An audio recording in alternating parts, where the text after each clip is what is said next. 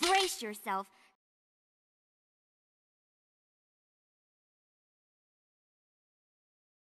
Last Day of June is a game where, upon finishing, I sighed a big breath of relief. It's a game that really tested my ability to bear the weight of its subject matter. Ova Sonico's newest indie project delivered a story deeper than anything I've experienced this year, one whose themes are constantly hovering overhead. It's a game whose design supported its narrative without buckling, giving rise to a sense of tense, contemplative fulfillment, despite a story with omnipresent tragedy. Last Day of June is depressing, but it's an experience that I recommend wholeheartedly. Last Day of June is about a man named Carl coming to terms with his wife June's death. Isolated from the rest of his town, Carl suffers from grief, trapped in remembrance of his wife and the future they were to have together. Soon, Carl discovers that he can rewrite the past via paintings that June composed. The paintings transport the player into roles of other characters in Carl's town, like a young boy looking for a playmate or a huntsman trying to retrieve his prized medal. Through the other characters in the town, Carl aims to rewrite history and potentially stop June's death. But even through this sense of hope, Last Day of June steadily presses down. It's a lingering despair. It's a story that, even in its brightest moments of empowerment, manages to make Carl and the player feel at odds with the world around them. The last act of the story is one of the most profound artistic endeavors I've seen in a game in quite some time. It's a performance not of fighting grief, but accepting it. Last Day of June is a story of coming to terms with what life brings, no matter how painful. But even with that in mind, the story manages to deliver a conclusion that questions even that inevitability. It doesn't reject it, but it questions it. It asks why. It's a deep dive, one that isn't a feel-good moment by any means, but as video games continue to establish new artistic pathways as a medium, Last Day of June achieves the potential that so many other games only hope to attain. It does this through its design. Last Day of June connects with the player by allowing them to slowly solve the mystery, but with each step toward the truth, it tests the player's willingness to bear it. My exploration of the town let me assume the role of one of 4 characters, each one with their own unique personalities and ordeals.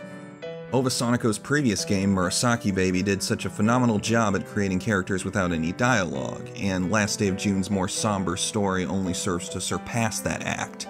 Its organic conveyance is done with such poise. With no dialogue to speak of, Last Day of June manages to create fully constructed characters solely through their appearances and animations. No words, no language to use as a barrier. It's something that Murasaki Baby did so well already, but Last Day of June does even better.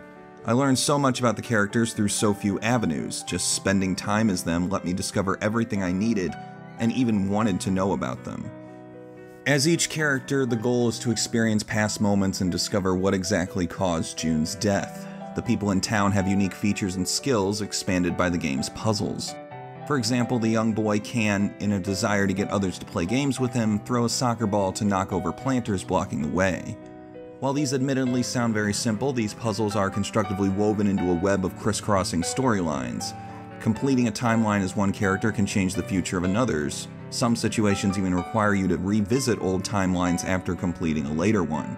Last Day of June's objective is to uncover the truth, but as the game progresses, the truth becomes harder to decipher and even harder to emotionally bear. More clues meant more heartbreak, and by the game's end, I was speechless. Last Day of June validated my discovery of the truth in a way that could only be described as heart-wrenching. I knew what had happened, but I wasn't sure that I wanted to know. While the gameplay captivated me over time, Last Day of June's warm, enchanting artistry struck me instantly. That mix of elegant and otherworldly is just plain mesmerizing. Character models lack natural proportions with their giant heads and thin bodies, while also lacking facial features like eyes or mouths. Unusual character designs like this have always interested me, as Murasaki Baby's eerie, Edward Gorey-inspired cast was a twisted way to deliver its personable story. Last Day of June's story is even more personable, which makes the almost ghostly character designs feel very welcoming.